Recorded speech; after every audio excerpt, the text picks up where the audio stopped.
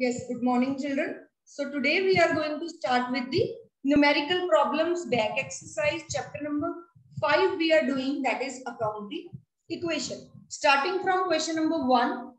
See children, we will write it like this, question number 1. But we will not write question in the notebook. We will only write answer in the notebook starting from this equation. सबसे पहले top में आप लिखेंगे assets is equal to liabilities plus capital. अब जो भी assets आएंगे हम इसके नीचे लिखते जाएंगे. लायबिलिटीज के नीचे लायबिलिटीज, कैपिटल के नीचे कैपिटल. ठीक है. Starting from question number 1, statement number 1 says started business with cash 45,000. 45,000 से the person has started the business. So when someone invest money in the business to start a business, then what happen? It will become capital. So I will write here that capital is of 45,000 plus liability is 0 and my total assets. कौन से asset हुए मेरे पास? Cash ही हुआ ना, cash से business start की, तो my cash is also of 45,000. So I will write like this. ठीक है. अभी यहाँ पे बोर्ड पे थोड़ा टेढ़ा जा रहा है ये line, but in your notebook you are supposed to write it. Balance कर देती हूँ. It will be like this only. ठीक है जी. 45,000 plus 0 is equal to 45,000 and this is equation number 1. इसके सामने मैंने इस तरह से लिख दिया, this is equation number 1. Now let's come to equation number 2. Opened a bank account with a deposit of 4,500. अब मैंने बैंक में एक अकाउंट ओपन किया तो कैश मेरा जाएगा. What I will deposit in the bank? Cash. So cash will go out and what will come to me? A new bank account will be opened and in that bank account I will be able to deposit some money. So a new asset will be prepared here. Bank. Yesterday I told you, यहाँ से हम 4,500 minus करेंगे, यहाँ पे हम 4,500 plus करेंगे. कर दिया? And then we will draw a line. What does this line tells us? This line tells us that we are going to make a new equation. My new equation will be equation number 2. What is equation number 2? 4,500 plus cash कितना बचा? 45,000 में से 4,500 minus किए तो कितने बच गए? 40,500 is equal to liabilities are not at all changed. It will remain 0 and capital will also remain same. So this is my equation number 2. In case any one of you will have any doubt, you can ask me. Okay. Bank account will be 4,500. This is my asset. Cash will be reduced and now it is 40,500. अच्छा, at the same time बेटे we are supposed to check also. इन दोनों का सम कितना बनता है? इसको इसको जोड़ो 45,000 और इन दोनों का सम 45,000. It means my left hand side is equal to right hand side. So this is what we are supposed to check side by side.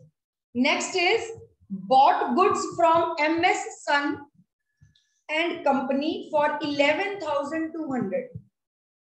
आपको कल मैंने बताई थी बेटे ये बात. Yesterday I have told you whenever there is the name of the company is mentioned, name of the company is mentioned in the question, it means I have bought the goods for credit.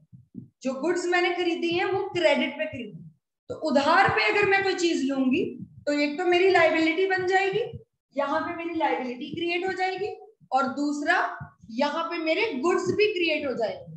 So what I will write here, I will write, इसको एक ही line में लिखना. ठीक है. Cash के सामने bank और bank के सामने गुड्स. तो कितने के गुड्स आ गए मेरे पास? मैं ऐसे एरो डाल देती हूँ ताकि मुझे क्लियर हो जाए. 11,200 के गुड्स ऐड हो गए और यहाँ पे एक न्यू लायबिलिटी भी ऐड हो गई 11,200 की. इसके नीचे मैं लगाऊंगी एक line so that my new equation can be formed. So my equation number 3 will be, ये arrow is totally optional. If you don't want to draw this arrow, you are not required. ठीक है. It's totally optional. Goods के नीचे बस आना चाहिए आपका ये. एग्जैक्टली नीचे होना चाहिए, गुड्स के नीचे, बैंक के नीचे बैंक, कैश के नीचे, लाइक दिस, ठीक है। So my goods are now 11,200 plus my bank balance is 4,500 plus my cash balance is 40,500 and this liability is called as, when I got goods on credit, it is called as creditors. तो मैंने यहाँ पे नाम भी लिख देना है liability का, creditors. How much? 11,200 and capital for 45,000. Again I am supposed to check if my both sides are equal or not.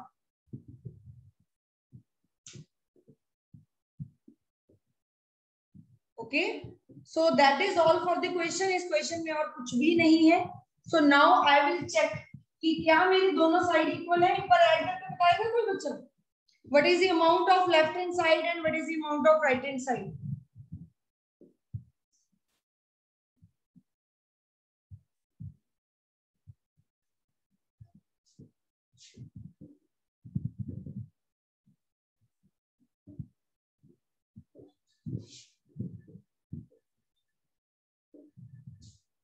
So my both sides are equal. This is just to check the answer. लिखने की जरूरत नहीं है. It is not required. Okay, Devanshi wants to tell. I think this is the same answer she want to give. So this is what I have did just to check my answer. ठीक है बेटे? This is not required. ये अपनी knowledge के लिए. जैसे आप exam में क्वेश्चन करते हो, बड़ी सारी क्वेश्चंस बनाई. At the end you are supposed to check तुम्हारा आंसर सही है कि नहीं. ठीक है? टीचर तो चेक कर ही लेगा definitely. But your answer basically teacher को यहाँ तक ही चाहिए. Only up to 3 questions. Done है? Question number 1 I have told done on the board. Question number 2 you will do on your own. Question number 3 is little bit different. I will do it on the board. Question number 3 we are going to start. If you have noted it, then it's okay. Or if you have not noted, please raise your hand. So I will give you a minute to note it down. If you have already done that, okay, Harman. Better take 1 minute and write it down. Hurry up on your notebook. Take 1 minute.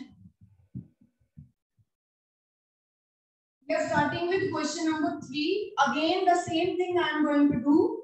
I will write at the top of the board assets is equal to liabilities plus capital. Okay, so let's start with question number 3. It is little bit different question. सबसे पहले statement तो similar ही है. Started business with cash 50,000. So first equation will be capital आ गई और क्या आ गया? Cash आ गया. So I got 50,000 in the form of capital, 0 in the form of liability, and 50,000 in the form of cash. So this is my equation number 1. ठीक है जी. पहली वाली तो एक नंबर तो सबका आ जाएगा. ये पेपर में ऐसे आती 1 mark for each equation. So first equation तो आई थिंक सबकी करेक्ट ही हो जाएगी. 1 मार्क सबको आएगा. Then what I will do now. Okay, Puneet wants to ask. Yes Puneet, unmute yourself. Ma'am वो कैश 20,000 नहीं. बेटे क्वेश्चन नंबर 3 हम कर रहे हैं. आप कौन सा क्वेश्चन पढ़ रहे हैं? वो मैं भी वही कर रहा हूँ, वही पढ़ रहा हूँ, लेकिन पता नहीं यहाँ लिखा हुआ है. मेरी शायद न्यू बुक कारण ऐसे मे बी, पता नहीं मैम. इन लिखा दिस हुआ है बुक बेटे 20,000. आप क्वेश्चन ये वाला चेक करिए. आपकी बुक में भी होगा क्वेश्चन डेफिनेटली. जिस क्वेश्चन में लिखा है स्टार्टेड बिजनेस विद कैश 50,000 और सेकंड हमारी स्टेटमेंट है सैलरीज पेड 2,000. ये वाला क्वेश्चन हम कर रहे हैं. Question number 3. I have shown you the book. See this is the book. From this book we are doing the question. This is the latest edition which is available with us. इससे जो latest edition है मेरे पास अभी तक नहीं आया. Once I will get, I will start doing questions from that. ठीक है जी. You have got some another book, so you can see this question. होगा वहां पे कोई आगे पीछे होगा एक आधा number. Okay, started business with cash 50,000 is done. Then salary is paid 2,000. Yesterday I told you, salary अगर हम पे करेंगे it is an expense. खर्चा जाएगा, सैलरी कैश में जाएगी. तो मेरी कंपनी में से कैश चला गया. At the same time, this is an expense. और कोई भी एक्सपेंस, कोई भी लॉस, कोई भी खर्चा, who is going to bear? This is a question of sole proprietor. आपने सोल प्रोप्राइटर पढ़ा है? सोल प्रोप्राइटर बिजनेस में who is going to bear the expense? Owner is going to bear. What is the money which owner, like that belongs to the owner or sole proprietor? Capital is the money that belongs to the owner. तो जो भी हमारा खर्चा होगा हम उसकी capital में से काट देंगे. लॉस हुआ माइनस कर दो, खर्चा हुआ माइनस कर दो. Any expense if paid will be deducted from capital. Any income we have received, कोई भी तरह का प्रॉफिट होगा, कोई पैसे आएंगे, we will add up in the capital because he is the only one who is going to bear all the expenses and all the losses, all the incomes and all the profits he is going to get. ठीक है जी. So second equation में salaries paid करी है 2000. So I will deduct 2000 rupees from cash. Cash चला गया 2000 और at the same time क्योंकि ये मेरा खर्चा है कैपिटल में से 2000 लेस हो गया. Done. Now I will draw a new line. And after this line, my equation number 2 will be there. Equation number 2 says that my cash is of 48,000, liabilities are 0, and my capital is also of 48,000. ठीक है जी. After this, we are starting with equation number 3. Wages outstanding rupees 200. बच्चे बड़े ध्यान से समझना इसको. Wages outstanding है. What is the meaning of outstanding? If any one of you knows, please raise your hand. What is the meaning of wages outstanding? Okay, 2-3 children. Nandika, bete, you can answer. Nandika, which is due but not paid. Okay, these are the wages or the expenses which are due but not paid. See, you remember accrual basis? Any one of you remember accrual basis? Okay, Sifat Preet remembers.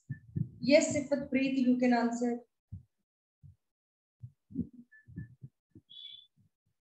Sifat Preet, bete. Ma'am मैं हरमन हूँ. अच्छा Harman. Okay, Harman चलिए. नहीं, Sifat Preet is also answering. Yes, Sifat. Ma'am accrual basis में हम जो transaction जिस year में होती है उसी ईयर में हमने रिकॉर्ड करनी होती है, चाहे हमें कैश मिला हो या ना मिला हो. मतलब यहाँ पे मैं पूछ रही हूँ now apply accrual basis here. मैंने वेजेस पे नहीं की तो क्या मैं लिखूंगी वेजेस को? I have not paid wages. Yes ma'am. Yes, we will right.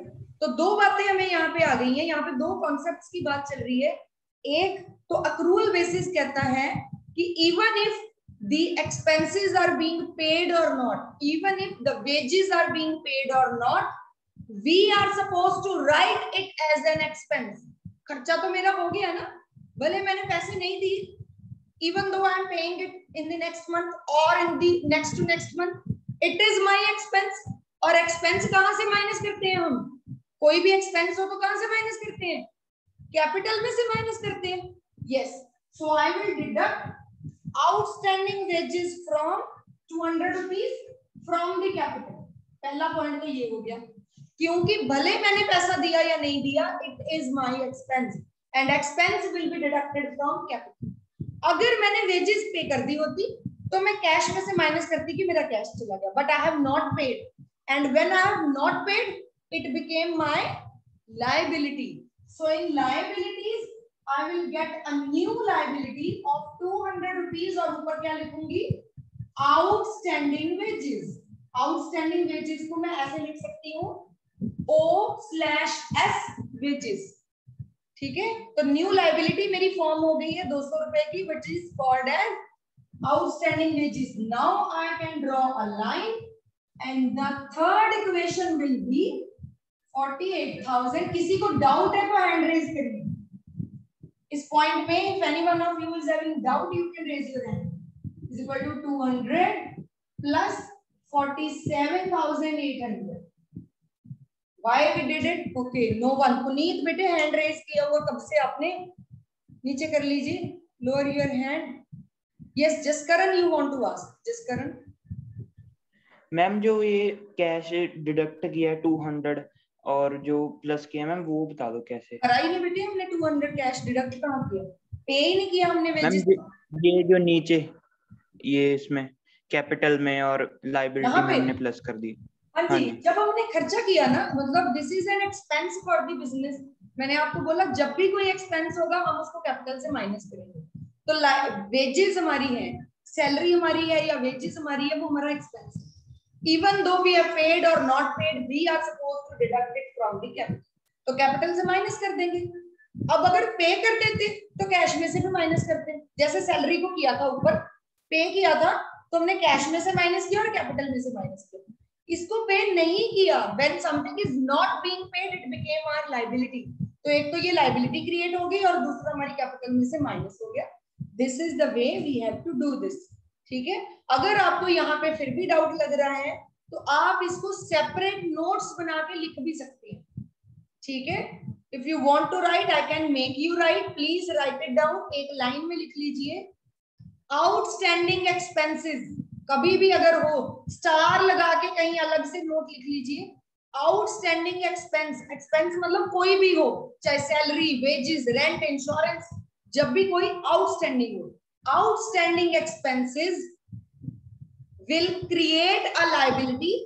एक तो लायबिलिटी बन जाएगी and will be deducted from the capital. तो ये आपको याद रहेगा, स्टार लगा के लिख लिया है आपने। जब भी कोई आउटस्टैंडिंग हमारी लायबिलिटी होगी, हम उसकी एक तो लायबिलिटी एक्सपेंस होगा, एक तो हम उसकी लायबिलिटी क्रिएट करेंगे, दूसरा हम अपनी कैपिटल में से माइनस कर देंगे। ठीक है जी। Point number 4, interest due but not paid 100 rupees. Again exactly same point. Jaskaran will tell us now. Jaskaran, bache, please raise your hand so that I can ask you to unmute. Okay. Yes. Now you will tell me. Interest हमने due कर दिया पर पे नहीं किया. So what is this? वो capital में से माइनस हो जाएगा पहले। 100 रुपीज माइनस हो जाएंगे। तो माइनस क्यों और होगा? 100 माइनस क्यों? क्योंकि हमें वो देना है, जो 100 रुपीज है हमें वो पे करना है। हमारा खर्चा है। It is an expense. Yes, expense है वो हमारा। दूसरा, और अभी वो ड्यू बेसिस पे है, तो मतलब वो हमारे पे उधार या लाइबिलिटी है, तो हमने लाइबिलिटी में उसको प्लस कर दिया। एग्जैक्टली करेक्ट, बिल्कुल सही। अब आपको समझ आ गया ये कॉन्सेप्ट। इंटरेस्ट हमने ड्यू कर दिया बट पे नहीं किया, हमारे पास पैसे ही नहीं है मान लो पे करने के, या जो भी रीजन है, we will pay in the coming future. So because it is an expense, तो खर्चा हमेशा कैपिटल में से माइनस होता है, और क्योंकि पे नहीं किया तो लायबिलिटी बन जाएगा। अब ये भी ध्यान रखना है, इस लायबिलिटी में 100 रुपए ऐड नहीं करने, क्योंकि ये तो वेजेस की लायबिलिटी है। तो हम एक नई लायबिलिटी बनाएंगे। कहाँ पे जगह बनाते हैं, कहाँ बनाए जगह, इधर ही हम जगह बना देते हैं। दिस वाज आउटस्टैंडिंग वेजेस, और एक और यहाँ पे हम लायबिलिटी बनाएंगे आउटस्टैंडिंग इंटरेस्ट, जो हमने नहीं पे किया 100 रुपीज का। ठीक है जी, थोड़ी जगह कम हो गई है, इधर उधर कर देते हैं। आपकी नोटबुक में आप उसके अकॉर्डिंगली जगह रखा करना ताकि खिचड़ी सी ना पके। तो आपका आउटस्टैंडिंग वेजेस यहाँ आया, ठीक है 200, और यहाँ भी 200 था, और ये आ गया इधर। Now we will draw a new line and cash will remain same 48,000, outstanding wages will remain 200, outstanding interest will become 100, and my capital will become 47,700. Is it clear now bete? Two liabilities are there, दोनों को separately लिखा है, एक के नीचे उसका नाम लिख दिया, दूसरे के नीचे उसका। जैसे मैं assets में सबको अलग अलग लिखती हूँ, ऐसे liability भी सबको अलग अलग लिखती हूँ। ठीक है जी। So this is my equation number 4. 48,000 plus 200 plus 100 is plus 47,700. Okay, now one more point. It is again a very very new point. Rent paid in advance. In advance I have paid the rent.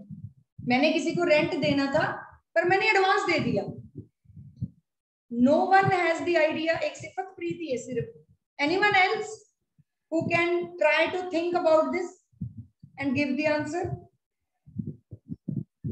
Okay, Devanshi is doubtful. Divanshi ने हाथ भी खड़े किया, फिर दिवांशी कहती है पता नहीं। चलिए सिफत प्रीत, यू कैन आंसर। मैम ये प्रीपेड एक्सपेंस है, तो जो मतलब हमने कैश तो पे कर दिया पर ट्रांजैक्शन अभी हुई नहीं है, तो हम इसे जिस टाइम पे होनी है उसी टाइम पे रिकॉर्ड करेंगे। तो हम यहाँ लिखें कि नहीं लिखें? लिखें? अभी नहीं लिखेंगे। अभी नहीं लिखेंगे।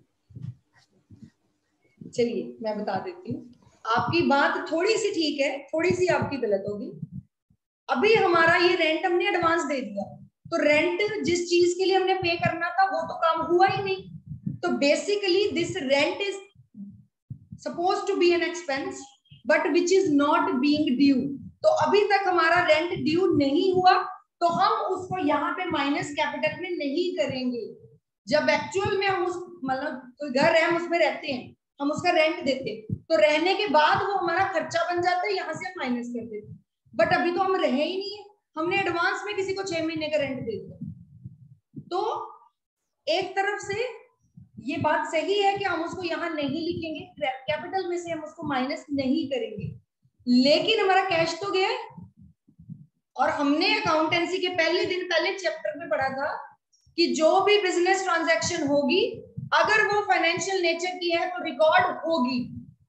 So this transaction will be recorded because मेरा कैश गया है। मैं कहीं तो लिखूंगी ना, हम अपनी कॉपी में लिखेंगे नहीं कि हमने 6 महीने का एडवांस रेंट दे दिया, नहीं तो 6 महीने बाद तो बंदा मुकर ही जाएगा, मैंने लिए नहीं पैसे तुमसे।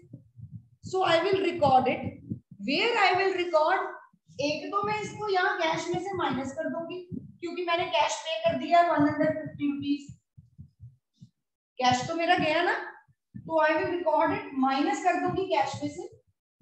और एट द सेम टाइम क्योंकि ये मेरा खर्चा है ही नहीं पर मैंने पे कर दिया, so it became my asset. क्या बन गया? मेरा एसेट बन गया। मैंने किसी को 6 महीने की एडवांस फीस दे रखी है, अगर कल को वो बंदा मुझे नहीं पढ़ा पाएगा तो मैं उससे पैसे वापस ले लूंगी, वो मेरा एसेट है। उसको मैं यहाँ लिखूंगी प्रीपेड रेंट के नाम से एक नया एसेट फॉर्म हो गया, ऐसे करके लिखो। And this is of ₹150। और अब मैं एक न्यू लाइन ड्रॉ कर दूंगी इसके नीचे, and my equation number 5 will become 150 plus 47,850 is equal to 200 plus 100 plus 47,700। Question मेरा यहाँ पे खत्म हो गया है। और at the end of this question हमने लास्ट में क्या करना होता है? चेक करना होता है कि मेरी दोनों साइड इक्वल है कि नहीं। देखो इसका टोटल कितना बना, 48,000, और इसका टोटल कितना बना इस साइड का, 48,000। So my answer is very much correct. ठीक है जी, मेरा आंसर करेक्ट है, दोनों साइड मेरी इक्वल आ रही है।